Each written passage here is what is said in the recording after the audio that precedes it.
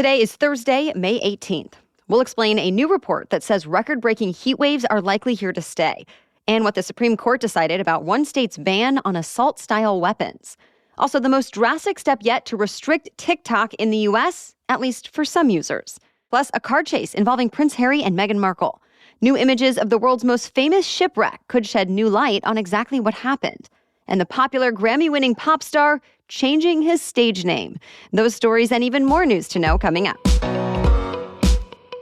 Welcome to The Newsworthy. All the day's news in around 10 minutes. Fast, fair, fun, and on the go. I'm Erica Mandy. Thanks so much for being here. You ready? Let's do this. The governor of Texas has been asking his colleagues in other states to send help to the U.S.-Mexico border.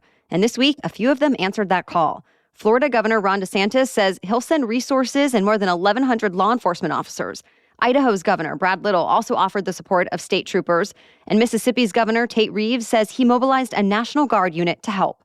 But the Biden administration says these are all political stunts.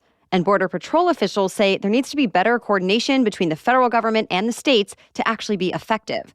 Of course, there were warnings about a rush at the border once the pandemic-era border policy known as Title 42 was lifted. But the latest border figures actually show there's been a 56% drop in encounters since Title 42 went away and was replaced with other strict asylum rules. Last week, while Title 42 was in place, border officials were stopping about 10,000 people a day trying to enter the U.S., but the last couple of days, the figures were under 4,000. And authorities have been sending thousands of people back to their home countries. All of that said, Border Patrol officials say it's probably too early to know what's coming in the days and weeks ahead. The U.S. Supreme Court says a controversial gun law out of Illinois can stay, at least for now. It bans assault-style weapons. And it's pretty new, passed in the wake of a mass shooting at a 4th of July parade in Highland Park, Illinois last year. That gunman fired 83 rounds in less than a minute from an AR-15-style rifle he bought legally, killing 7 people and hurting dozens more. Supporters of the law say it's all about making sure something like that never happens again. But gun rights advocates sued, saying the guns that are being banned are most often owned by law-abiding citizens for lawful purposes, and that they have a right under the Second Amendment to have them. They wanted the Supreme Court to block the law right away. But the justices decided not to, without giving an explanation. And that means this case is going to keep playing out in lower courts, and in the meantime, at least, the ban will stay in effect. Montana is now the first state to completely ban the social media app TikTok. State lawmakers had already passed the bill, and yesterday, Governor Greg Gianforte signed it into law, saying the ban is a step to protect citizens from foreign influence, since TikTok is owned by the China-based company ByteDance. The governor shared concerns about the Chinese Communist Party using TikTok to spy on Americans, violate their privacy, and collect their personal and sensitive information. Well, those types of concerns have gotten nationwide attention, and from both Republicans and Democrats in Congress, this is still the only actual TikTok ban set to go into effect. The ban poses penalties for any app stores offering TikTok to Montana's 1.1 million residents. The state could enforce penalties starting at an initial $10,000 fine per violation and $10,000 per day that a violation continues. But TikTok will likely fight this, calling it unconstitutional. A company spokesperson reiterated that the company believes the law violates the First Amendment and says it's evaluating its legal next steps. Criticism also is coming from the American Civil Liberties Union. The ACLU argues the ban infringes on the free speech of TikTok users in the state. Either way, the state's ban is set to take effect on January 1st, 2024. That is, if legal challenges don't pause the plans. Stay tuned. The world is getting a lot warmer, and with that, expect heat records to be broken. Forecasters at the World Meteorological Organization say the next 5 years will almost certainly be the warmest 5-year period ever recorded. The report partly blames climate change and also a pattern known as El Nino, and it could have some pretty widespread repercussions. Scientists say even small temperature increases can worsen the dangers from heat waves, wildfires, drought, and more, some of which we've already been seeing in recent weeks. Heat records have been smashed in the Pacific Northwest, historic wildfires are burning unusually early in parts of Canada, and Southeast Asia has been seeing unprecedented temperatures for some time. Reports say the latest projection from the World Meteorological Organization could be a wake-up call to world leaders about the fast pace of climate change. And they'll be talking about it a lot more at the next United Nations Climate Summit happening in Dubai this fall. More news is still coming up, but first, this episode is sponsored by HelloFresh, America's #1 meal kit. And I'm really excited to tell you about their new fast and fresh options that are ready in just 15 minutes or less. I recently tried this, and it really works well for our family during the week when we all feel a bit tight on time, but we still want to have a nice homemade dinner together with the whole family. So, for example, I made their chicken and tomato grain bowls with garlicky white sauce and lemon. It was so good. My whole family ate it up, and my husband even commented that making it seemed so much easier and faster.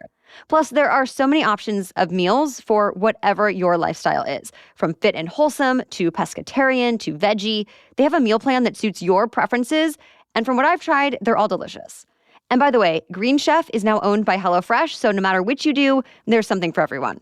So go to HelloFresh.com/newsworthy16, and you can use that code newsworthy16 for 16 free meals plus free shipping.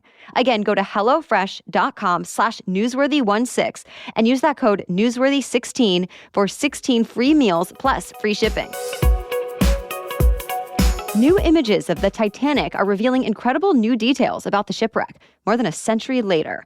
The first ever full-sized 3D reconstruction of the wreckage was developed using deep-sea mapping. And now, analysts hope the new images will give them fresh insight into how the Titanic went down after the ship hit an iceberg during its journey from England to New York. Already, the Titanic has been examined many times since it was discovered on the floor of the Atlantic Ocean. But before now, cameras had only been able to capture the wreckage in snapshots, since the ship is so large. So the deep-sea mapping company Magellan and production company Atlantic Productions stepped in. They took more than 700,000 pictures from every angle and created a 3D view of the ship as if the water had been drained away. In the debris around the Titanic, there are items like statues, unopened champagne bottles, furniture fragments, shoes, and more. The disaster killed more than 1,500 people on board, about 70% of the ship's passengers and crew. And the world has been fascinated ever since, especially after a series of documentaries, books, and a blockbuster Hollywood movie came out. But now one Titanic analyst says this new model is, quote, one of the first major steps to driving the Titanic story towards evidence-based research. Prince Harry and his wife Meghan Markle were involved in what their team is calling a near-catastrophic car chase in New York City. They were leaving a charity event when the couple's spokesperson says they were followed by a swarm of paparazzi for more than 2 hours, and that during the chase, other drivers on the road and pedestrians were almost hit. One member of their security team told CNN the paparazzi were jumping curbs and red lights and trying to block their moving vehicle. Harry and Meghan apparently had to take refuge in a police station before jumping into a yellow taxicab to get home. The taxi driver told the BBC the couple looked nervous and that his car did get blocked and swarmed by paparazzi. But he also said they were not being aggressive, and some of the photographers who were there say no one was ever in danger. The whole pursuit and media frenzy evoked memories of a car chase through Paris that ended in a crash back in 1997, killing Harry's mother, Princess Diana. Harry has blamed an overly aggressive press for her death. In this most recent incident, the New York City mayor has condemned the paparazzi as being, quote, a bit reckless and irresponsible. But police made it clear the chase led to no injuries, crashes, or arrests, and they say no further investigation is needed. There's some new excitement around a new video game in production now. It's the first college football video game in a decade from EA Sports. And the company says it will be incorporating the names, images, and likeness of actual NCAA Division I college football players. It's not clear how much players will be paid for this, but they do have the option to opt out. And if they do, ESPN says they'll be replaced with a generic avatar and player. The old EA Sports college football franchise did not use actual names, but the roster closely mirrored actual ones, with characters that looked like real players in their same numbers and positions. That brought up a big debate about whether student athletes should be compensated. At the time, the NCAA did not allow college athletes to earn money, and the series ended up being discontinued. Well, now that the NCAA does let players get paid, the next game is expected to come out next summer. Say goodbye to the weekend. Don't worry, we're not talking about Saturdays and Sundays. We're talking about pop star The Weeknd, known for catchy hits and collaborations with other big stars like Beyoncé, Future, and Ariana Grande. The singer, whose real name is Abel Tesfaye, told W Magazine he wants to reinvent himself as a musician, rid himself of The Weeknd persona, and introduce himself as Abel.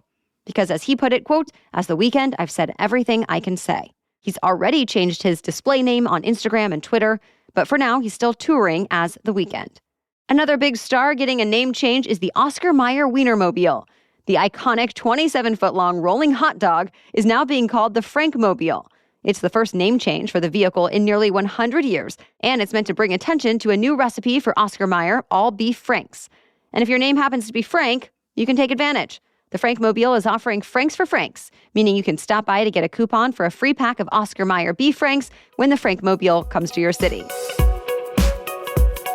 That's it for the main news today, so now it's time for Thing to Know Thursday. But first, a message from our sponsor, Athletic Greens. Their nutritional drink, AG1, has become part of my morning routine. I first gave AG1 a try because I was talking with Athletic Greens about partnering, and I wanted to make sure I actually liked it. Well, now I take AG1 every day before I eat anything else, and I was actually surprised at how quickly I started noticing a difference. It makes me feel ready to take on the day. I feel a boost in energy. I find myself not reaching for coffee or tea quite as often. If you're not familiar, AG1 can replace a lot of other supplements like a daily multivitamin, minerals, pre- and probiotics for gut health, adaptogens, and a greens blend. And you get it all in just one scoop of powder. I always put it in ice water with a splash of lemon juice, mix, and I'm good to go. If you're looking for a simpler and cost-effective supplement routine, Athletic Greens is giving you a free 1-year supply of vitamin D and 5 free travel packs with your first purchase. So go to athleticgreens.com/newsworthy. That's athleticgreens.com/newsworthy. Check it out.